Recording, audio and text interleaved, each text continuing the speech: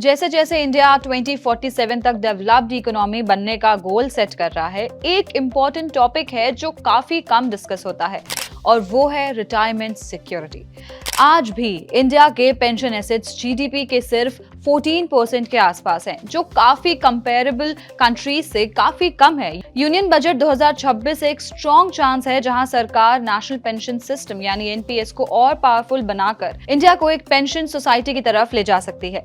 अब बात करते हैं नंबर 1, सेल्फ एम्प्लॉयड के लिए टैक्स इंसेंटिव वापस लाना जरूरी। इकोनॉमिक सर्वे के हिसाब से इंडिया की लगभग 58% वर्कफोर्स सेल्फ एम्प्लॉयड है। सैलरीड लोगों के पास ईपीएफ, कॉर्पोरेट एनपीएस जैसे ऑप्शंस होते हैं, लेकिन सेल्फ एम्प्लॉयड लोग फॉर्मल रिटायरमेंट प्लानिंग से लार्जली बाहर रहते हैं। पहले सेक्शन 80CCD 1B के अंडर ₹50,000 एक्स्ट्रा टैक्स डिडक्शन मिलता था ओल्ड टैक्स रिजीम में, जो एक स्ट्रॉन्ग पुश था। न्यू टैक्स रिजीम में ये बेनिफिट हट गया। अगर बजट 2026 में 80CCD 1B वापस लाया जाता है और लिमिट ₹1.2 लाख तक बढ़ाई जाती है, तो लोग अर्ली रिटायरमेंट सेविंग स्टार्ट करेंगे। लॉन्ग टर्म में इससे ओल्ड एज डिपेंडेंसी और गवर्नमेंट पर बर्डन दोनों कम होगा। नंबर 2, गिग वर्कर्स के लिए मैंडेटरी एनपीएस कंट्रीब्यूशन। इंडिया का गिग वर्कफोर्स लगभग 1 करोड़ का हो चुका है और 2030 तक 2.35 करोड़ तक पहुंच सकता है। इंश्योरेंस और हेल्थ बेनिफिट्स पर थोड़ा फोकस है, लेकिन रिटायरमेंट सेविंग्स अभी मिसिंग है। अगर डिजिटल प्लेटफॉर्म से 2 से 3% मैंडेटरी कंट्रीब्यूशन एनपीएस में करवाया जाए, तो गिग वर्कर्स के बिना डेली इनकम अफेक्ट हुए लॉन्ग टर्म कॉर्पस बिल्ड कर सकते हैं। डिफॉल्ट कंट्रीब्यूशन सिस्टम उनके लिए काफी इफेक्टिव हो सकता है।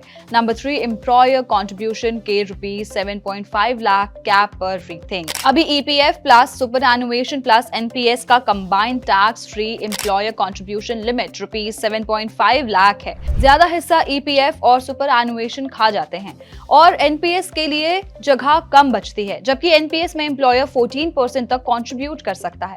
अगर एनपीएस को इस कैप से बाहर रखा जाए या अलग सब लिमिट बना दी जाए, तो रिटायरमेंट रिप्लेसमेंट रेट 65% के आसपास तक इंप्रूव हो सकता है। इससे सीनियर मैनेजमेंट भी एनपीएस को सीरियसली अडॉप्ट करेगी। नंबर 4, प्राइवेट कंपनीज के लिए NPS tie up mandatory. EPF mandatory है, लेकिन एनपीएस अभी ऑप्शनल है। आज सिर्फ 21,000 कंपनीज एम्प्लॉयर एनपीएस ऑफर करती है, जबकि 8 लाख से ज्यादा एस्टैब्लिशमेंट्स ईपीएफओ में रजिस्टर्ड हैं। अगर 100+ एम्प्लॉयज वाली कंपनीज के लिए एनपीएस टाई अप मैंडेटरी कर दिया जाए, तो प्राइवेट सेक्टर में पेंशन कवरेज काफी फास्ट बढ़ सकता है। ईपीएफ प्लस एनपीएस का कॉम्बो लॉन्ग टर्म में स्ट्रॉन्ग रिटायरमेंट आउटकम दे सकता है। नंबर 5, ईपीएफ और एनपीएस के बीच इजी ट्रांसफर का ऑप्शन।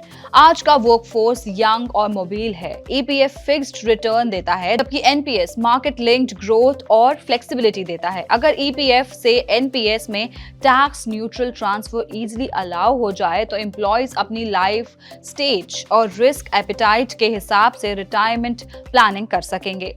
तो बॉटम लाइन ये है कि बजट 2026 के पास मौका है कि रिटायरमेंट सिक्योरिटी को इंडिया की इकोनॉमिक एजेंडा के सेंटर में रखे। टैक्स इंसेंटिव्स, गिग वर्कर्स का इंक्लूजन, कंट्रीब्यूशन लिमिट्स का रैशनलाइजेशन और ईपीएफ एनपीएस फ्लेक्सिबिलिटी, ये सब निकाल कर एनपीएस अडॉप्शन को नेक्स्ट लेवल पर ले जा सकते हैं। इसका फायदा सिर्फ इंडिविजुअल्स को नहीं, बल्कि इकोनॉमी के लॉन्ग टर्म कैपिटल फॉर्मेशन को भी मिलेगा। ऐसी और जानकारी के लिए पैसा लाइव को सब्सक्राइब करें और हमें अपनी राय कमेंट बॉक्स में जरूर बताएं।